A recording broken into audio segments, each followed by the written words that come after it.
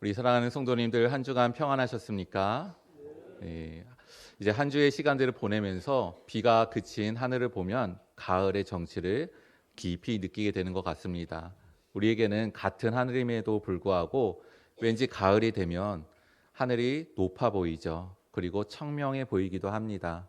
그러면서 뭔가 시원해 보이기도 하고 그 내리쬐는 햇살 가운데 기대함을 갖게 되는 것이 가을의 또 날들의 정치가 아닐까 생각이 듭니다. 하나님께서 우리에게 그런 마음의 소원을 주시기 때문이라 생각이 듭니다. 하나님께서 주시는 영적인 은혜 속에서 바라보시는 것, 은혜를 이루시기를 바랍니다. 생각하시는 것, 기쁨이 있으시는 매일의 삶들이 되시기를 주님의 이름으로 축원드립니다. 지난 주일에 우리가 말씀을 같이 나누면서 세 가지 단어를 좀 강조를 드렸습니다. 첫 번째는 감동입니다. 기억해 주시니 감사합니다. 네, 우리가 감동을 무언가 받으려면 자세하게 볼 줄을 알아야 됩니다. 근데 우리가 빠른 기차를 타고 겉의 풍경을 보면은 빠르게 지나가는 모습 가운데 우리가 잘 도착하겠구나라는 그런 마음의 확신에 있어도 자세히는 보지는 못하겠죠. 우리 성도님들 때로는 그 발걸음이 멈춰서 주위를 둘러보고 숨을 고를 때들이 있을 때 그때 하나님께서 내게 뭔가 자세히 보게 하려고 하시는가 보다 누리시면서 그곳에서도 은혜를 누리시는 축복이 있기를 바랍니다. 또한 우리에게는 감격이 있는 삶을 살아야 됩니다. 그 감동을 기억하고 또 감사함으로 말미암아 오늘날에 또 하나님께서 이루시는 일들을 우리가 발견해가는 감격이 있는 것이죠.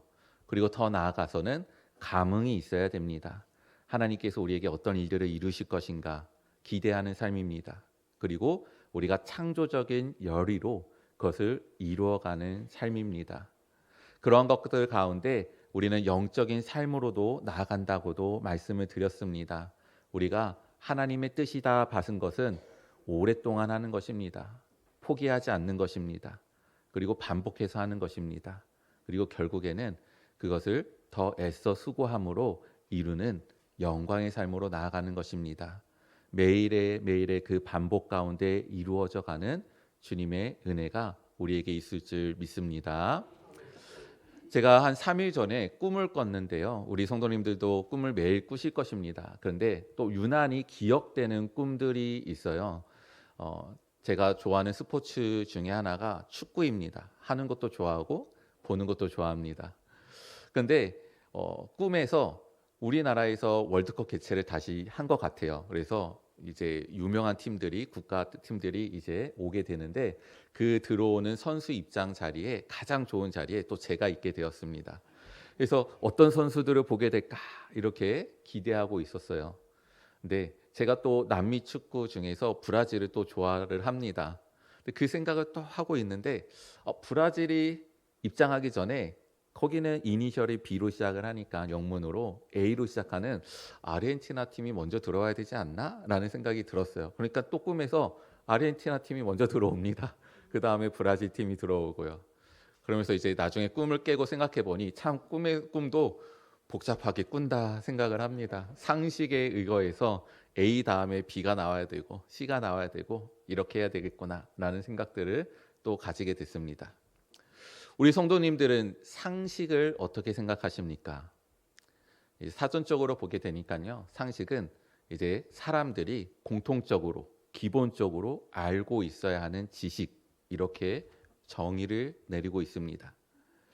근데 그 지식이 문제는 때로는 진리가 아닌 경우들이 있어요. 그 당시에는 사실인 것 같았어요. 근데 나중에 보니까 사실이 아니었던 거죠. 그러면 그 당시에는 사실이라고 여겨서 삶을 계획했습니다. 그리고 그것을 이뤄갔어요. 최선을 다했죠. 근데 나중에 이것이 아니었어 라는 것이 깨닫게 되면 그만큼 우리들의 마음은 참 추스리기 어려울 정도로 무너지고 상실할 수 있게 됩니다. 그리고 우리들의 삶 자체가 흔들리게 되기도 하겠죠. 그렇기 때문에 우리는 단순히 상식에 근거한 삶이 아니라 진리에 근거한 삶을 살아야 합니다. 변하지 않는 그 진리를 붙잡고 우리들의 삶을 세워갈 때 우리는 그 가운데 참된 기쁨을 누리게 될 것입니다. 그리고 영원한 은혜의 역사로 나아가게 될 것입니다.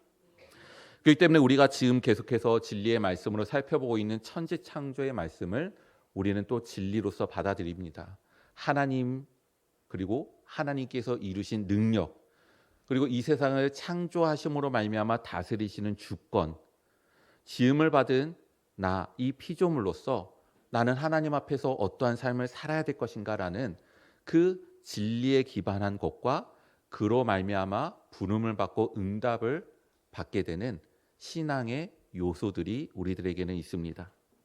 결국 신앙은 결단과 그리고 순종의 삶입니다.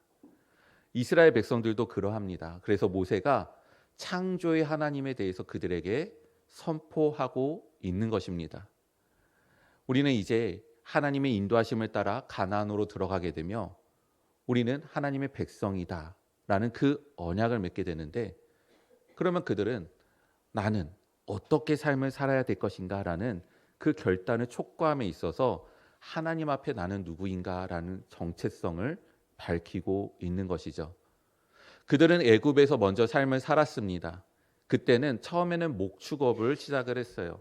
근데 요셉을 알지 못하는 왕이 거듭 세워지면서 그들을 종으로 부리기 시작을 하죠. 그러면서 그들이 농경도 지었습니다. 집안일을 하기도 하고요. 그리고 피라미드나 궁궐과 같은 것을 짓는 건축에 동원되기도 합니다. 그러다 하나님께서 놀라운 은혜로 출애굽을 하여 광야를 지나가고 있습니다. 그리고 가나안에 도착하게 되면 그들은 어떤 삶을 살게 될까요? 문제는 그들 중에 모세 말고는 가나안을 경험한 사람이 없다는 데 있습니다. 그의 아버지도 그의 할아버지도 애굽에서 태어났습니다.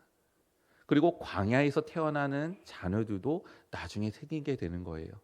그들은 아직 애굽에서 벗어나서 가나안 땅을 본 적이 없습니다. 경험을 한 적이 없어요. 그런데 그들이 가나안에 들어가서 그렇다면 우리는 어떠한 삶을 살 것인가? 라고 했을 때 그들에게는 막연함으로 다가오게 되는 것이죠.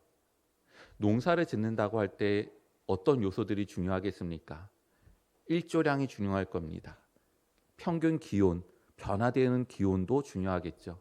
그리고 강수량, 언제, 얼마나, 그리고 1년 동안에는 어느 정도 내리는가도 중요할 것입니다. 토지도 중요할 겁니다. 그래서 이 토질에는 어떤 씨를 뿌리고 어떤 작물을 재배해야 되겠다라는 지식도 필요합니다. 그런데 아직까지 가나안을 경험해 보지 못한 이 민족이 그 땅으로 들어갔을 때 무엇을 심지? 언제 파종을 하지? 언제 그것을 묵지? 그리고 언제 그것을 수확하지? 어떻게 저장해야 되지? 모든 게 알 수가 없는 부분입니다. 근데 이것을 단번에 해결할 수 있는 방법이 있어요. 바로 가나안 민족들의 삶을 관찰하고 그들이 하는 것을 잘 배워서 활용을 하면 됩니다. 근데 문제는 그 삶의 이면에는 그들이 그 삶을 이루기 위한 신앙도 같이 있다는 게 문제입니다. 우리가 하나님을 믿지 않는 혹은 다른 민족들의 농경의 모습들이나 생활의 모습들을 보면 알 수 있습니다. 비가 필요하잖아요. 그리고 햇빛이 필요하잖아요. 땅을 축복을 받아야 되잖아요. 그때마다 신에게, 자신들의 신에게 막 뭔가를 하고 드리고 춤을 추고 이런 것들 통하여서 뭔가 신을 기쁘게 하면 우리에게도 즐거움을 주겠지라는 기대함으로 그들이 삶을 살아가고 있는 것입니다.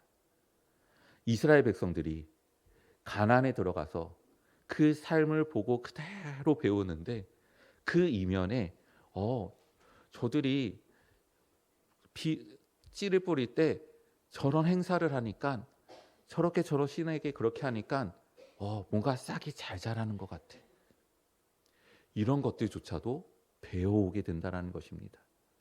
그러니 하나님께서는 그들에게 다른 삶을 살아야 된다라는 것을 이미 가르치시며 그들을 이끌어가고 계시는 것입니다. 그때 왜 우리가 다른 삶을 살아야 되지? 그들과 다른 삶을 살면은 우리는 어떤 삶을 살게 될까라고 했을 때 근거가 되는 것이 바로 하나님입니다.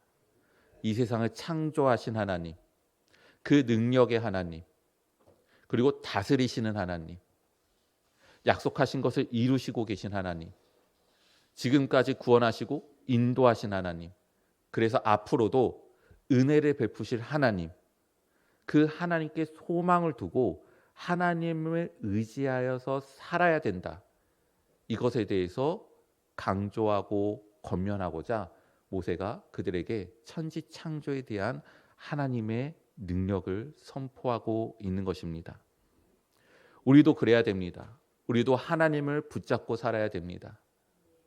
우리가 상식이라는 것에 대해서 의존하고 살면은 우리들은 반드시 그 불안과 엄습해오는 혼란에 빠질 수밖에 없습니다. 아까도 말씀드렸듯이 상식에 근거한 지식이 사실일 때도 있습니다. 하지만 제한된 사실일 때도 있는 것이죠. 그것이 바뀔 때, 변화될 때 우리가 쌓아왔던 모든 것들이 무너지는 것을 느껴지게 됩니다. 분명히 1번 다음에는 2번이 나와야 돼요. 그런데 갑자기 5번이 튀어나오는 거예요. 아니면은 다시 1번으로 돌아가는 겁니다. 이러한 일들이 반복이 되면 왜 3번이 나오지 않지? 왜 앞으로 진행되지 않지? 그러면 나는 무엇을 준비해야 될까? 나는 어떻게 삶을 살아야 될까? 라는 혼란 가운데 우리가 빠지게 되는 것입니다. 하지만 하나님의 말씀은 우리에게 하나님께 소망을 둘 때 우리는 나의 영혼이 확정되고 견고하다 말씀을 하십니다. 시편 42편 11절의 말씀입니다. 내 영혼아 내가 어찌하여 낙심하여 어찌하여 내 속에서 불안해하는가. 너는 하나님께 소망을 두라. 나는 그가 나타나 도우심으로 말미암아 내 하나님을 여전히 찬송하리로다. 아멘. 하나님이 나타나실 것입니다. 하나님이 도와주실 것입니다. 그래서 우리는 하나님께 소망을 두어야 합니다. 그리고 그분이 바로 나의 하나님입니다. 우리가 그 신앙과 믿음의 고백에 있을 때 내 영혼은 불안해할 필요도 없으며 불안해하지 않게 됩니다. 우리가 이제 계속해서 하나님의 천지창조의 네 번째 날을 보게 됩니다. 오늘은 광명체를 만드신 일들에 대해서 기록을 하고 있습니다. 큰 광명체는 해이고 작은 광명체는 달이며 별들도 만드셨다라고 오늘 말씀 가운데 우리가 함께 읽었습니다. 자, 우리가 이 말씀을 읽을 때 또다시 질문이 생기게 되죠. 첫째 날의 빛과 네 번째 날 오늘 우리가 읽은 광명체는 어떻게 다른 것인가 라는 것에 대한 질문이 생기기도 합니다. 성경은 첫째 날의 빛이라는 단어와 네 번째 날의 광명체라는 단어를 구분해서 사용을 하고 있습니다. 그리고 하나님께서 명령하신 네 번째 날에 만드셨다라는 이 단어는 아무것도 없는 것 가운데 창조하신 것이 아니라 하나님께서 이미 만드신 것 중에서 활용하셔서 그것을 만드시는 그 내용의 동사입니다. 또한 하나님께서는 이 광명체를 만드실 때 목적을 갖고 만드셨습니다. 땅을 비추게 하시는 것이죠. 우리는 이러한 관점에서 볼 때 좀 더 넓은 시야를 가진다면 이 말씀을 잘 이해할 수 있을 것입니다. 하나님은 지구의 신이 아닙니다. 온 우주를 창조하시 다스리시는 유일하신 신이십니다. 그런 하나님께서 첫째 날 빛을 만드시고 어둠 가운데 밝음을 창조하셨죠. 그 원리, 그 방식으로 하나님께서 이제는 이 땅을, 지구를 밝히는 광명체를 만드신 것입니다. 우리가 이러한 관점으로 또한 넓음으로 생각을 할 때 이것이 서로 충돌되는 내용이 아니구나.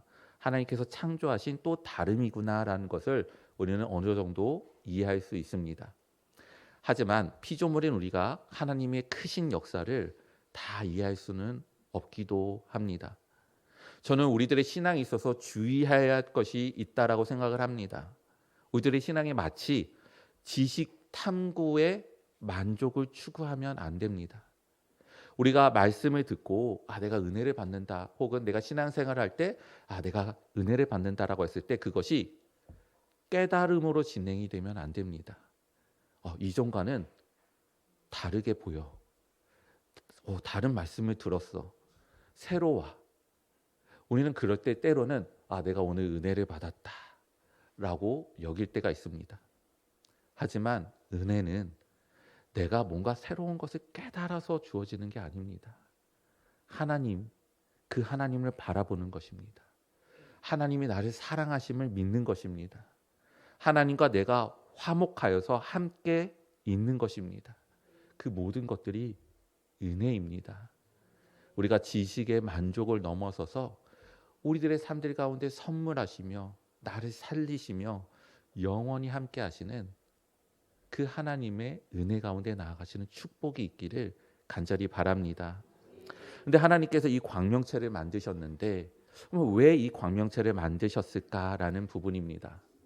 먼저는 땅을 위해서입니다. 징조를 두게 하셔서, 그래서 계절과 날들과 해를 또 보게 하시는 은혜가 있습니다. 하지만 그 비춤을 통해서 이루는 그 징조들은 결국은 사람에게 유익합니다. 계절이 변하잖아요. 우리는 앞날을 준비하게 됩니다. 날들이 변하고 한 해 한 해를 보내면서 우리는 계획을 세우고 실행을 합니다. 결실을 거두게 되는 그러한 삶들로 나아갈 수 있게 되는 것이죠. 그렇기 때문에 하나님께서 이 광명체를 만드신 것은 하나님께서 우리에게 주신 선물이라고 볼 수 있습니다. 하지만 우리가 여기서 한 가지 오해를 할 수도 있어요. 주관하다라는 단어가 계속 반복되면서 해가 있고 달이 있고 별들이 있어서 이들이 뜨고 지는 것들을 통하여서 그 모양의 변화하는 것들을 통하여서 징조가 있고 계절의 변화가 있구나, 한 해가 지나가는구나 라고 여겨지는 부분들도 있습니다. 하지만 이 말씀의 원문을 보면 징조들을 위에 있으라라고 하나님께서 명령을 하신 것입니다. 영어 성경으로도 볼 때 광명체들이 계절들과 날들과 해를 표시하는 징조들이 되도록 역할을 하게 하라, 섬기도록 하라 라고 되어 있습니다.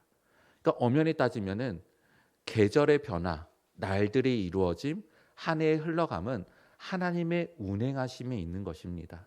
하나님께서 6일의 창조와 하루의 안식으로 한 주의 주기를 삼으신 것과 같이 하나님의 운행하심과 돌보시는 섭리 가운데 결국은 날들이 이어지고 계절이 바뀌고 한 해가 이루어지는 것입니다. 다만 우리는 하나님의 섭리를 볼 수 없기 때문에 하나님께서 그것을 상징하게 하는, 징조로 나타나게 하는, 표시하게 하는 것으로 이 광명체들을 창조하시고 우리가 그것을 보며 해석할 수 있게 하신 것입니다. 그러니 우리는 무엇을 의지해야 됩니까? 해와 달과 별의 운행함이 아니라 그것을 운행하고 계신, 창조하신 하나님을 붙잡고 우리는 살아야 합니다. 그렇습니다. 우리에게는 신앙과 불신앙의 선택이 있습니다. 이 세상을 창조하시고 돌보시며 구원하신 하나님을 붙잡고 순종하고 사는가, 아니면 거기에 깃대서 파생된 것들을 의지하면서 내 행복과 나의 성취를 위해, 그 목적을 위해 수단을 삼아 살아갈 것인가. 성공한 사람들을 봤더니 저러한 길을 걸어가면 성공을 한대.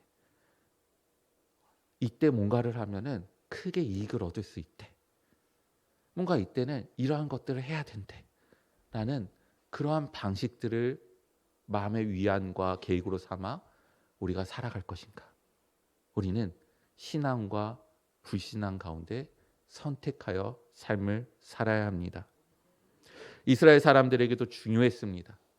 하나님은 그들을 하나님의 백성으로 삼으십니다.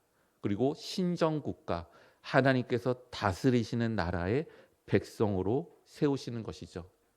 그렇기 때문에 그들은 하나님에 대한 온전한 순종을 따라야 됩니다. 자신들의 생각, 주변의 정세, 그래서 그것을 참고해서 결정을 내리면 안 돼요. 성경에 우리의 처음에는 이미 그것에 큰 실수가, 큰 죄가 있었음을 봅니다. 주변에 보니까 괜찮아요.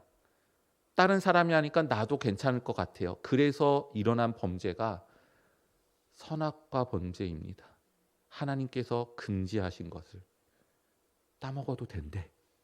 하나님과 같이 된대. 먹었더니 괜찮아. 죽지 않아. 먹어도 되나 보다. 쟤도 먹었는데. 결국에는 첫 번째 범죄가 그때 이루어지게 되는 것입니다. 우리들의 신앙에 있어서 하나님의 백성이라는 그 정체성이 우리 가운데 강조될 필요가 있습니다. 우리는 하나님을 왕으로, 나의 주인으로, 내 주권을 하나님께 드려서 순종하면서 사는 것이, 그것이 하나님 백성의 삶입니다. 근데 우리가 이제 이 말씀을 같이 살펴보면서, 저도 설교를 준비하면서 빛에 대해서 좀 더 묵상을 하게 되었습니다. 광명체에 대해서 나누다 보니까 빛에 대해서도 같이 보게 되었는데요. 이 빛이 첫 번째 날에 창조하신 그 빛은 근원에 대한 부분입니다. 근데 이것을 헬라어, 히브리, 그 신약 성경의 원어인 헬라어가 이 히브리 단어, 첫째 날의 빛이라는 단어를 받아서 사용하여서 진리를 기록한 부분이 있습니다. 요한복음 1장 4절의 말씀입니다. 그 안에 생명이 있었으니 이 생명은 사람들의 빛이라. 이 내용이 무엇이냐면 태초에 말씀이 계셨어요. 예수님이죠. 그 예수님이 하나님과 함께해서 세상을 창조합니다. 그 안에 생명이 있었다는 겁니다. 근데 그 생명 안에 빛이 있었다. 즉 예수님에 대해서 설명을 하는데 이 창세기 1장에 첫 번째 날의 그 빛에 대한 단어를 차용하면서 그 빛이 예수다라고 또 그 어두운 세상을 밝히는 근원적인 유일한 빛으로 설명을 합니다. 근데 이 빛을 또 성경의 다른, 신약의 다른 곳에서 또다시 사용을 해요. 마태복음 5장 14절에서 15절 말씀입니다. 너희는 세상의 빛이라. 산 위에 있는 동네가 숨겨지지 못할 것이요 사람이 등불을 켜서 말 아래 두지 아니하고 등경 위에 두나니 이러므로 집안 모든 사람에게 비치느니라. 예수님이 우리를 빛이라고 말씀하셨습니다. 근데 그 빛을 광명체라고 말씀하신 게 아니에요. 요한이 예수님에 대해서 설명할 때 그는 근원적인 빛입니다 라고 얘기했던 것처럼 예수님은 우리에게 세상에서 너희는 그 빛이다. 너는 이 세상을 밝히는 빛이다.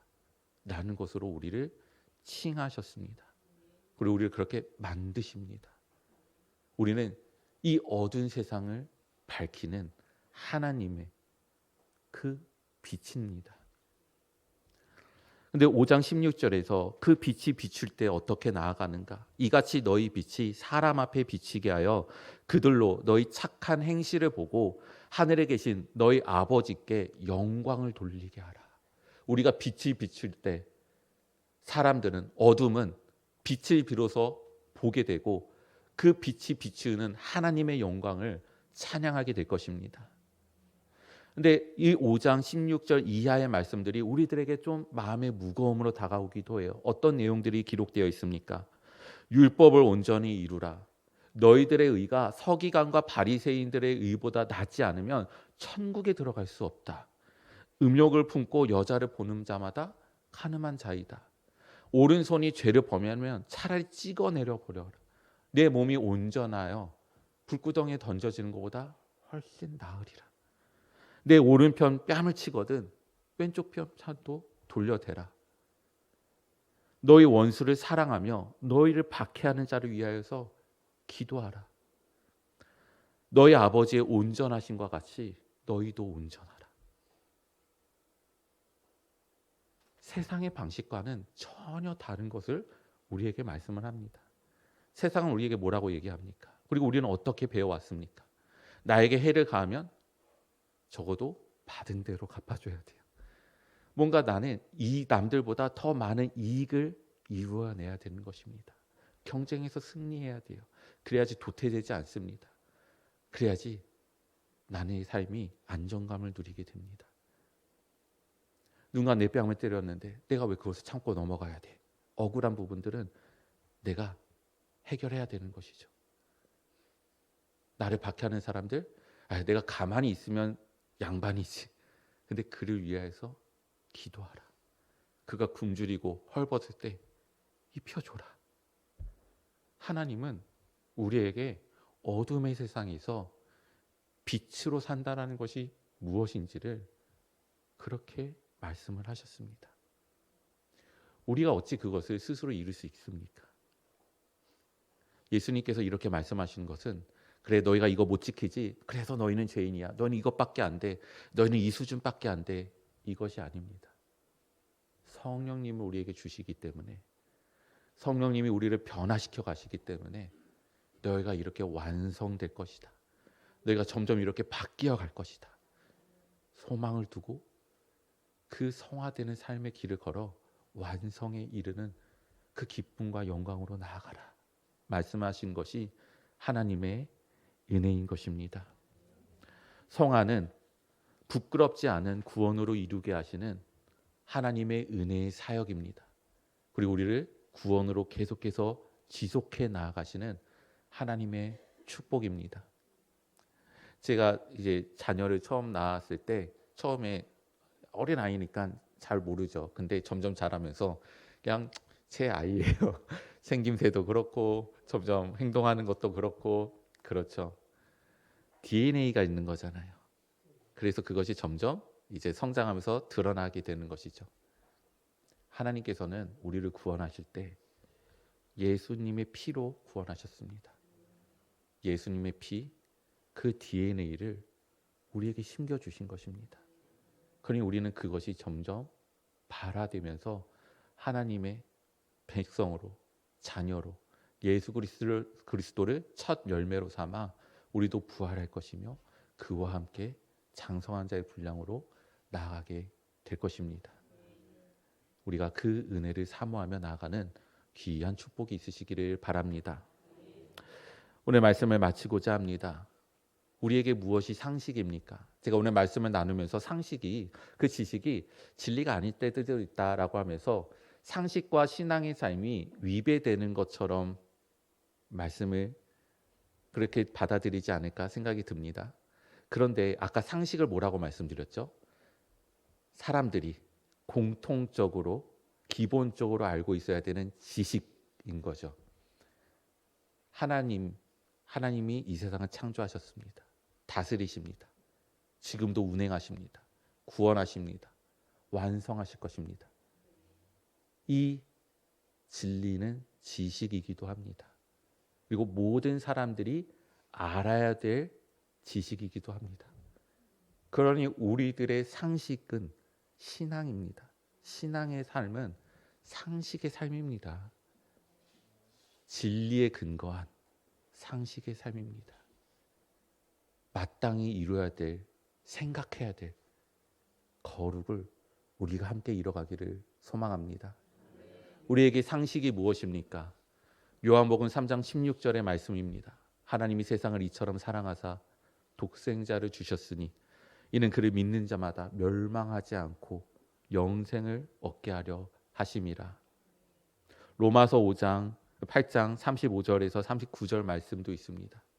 누가 우리를 그리스도의 사랑에서 끊으리요? 환난이나 곤고나 박해나 기근이나 적신이나 위험이나 칼이랴.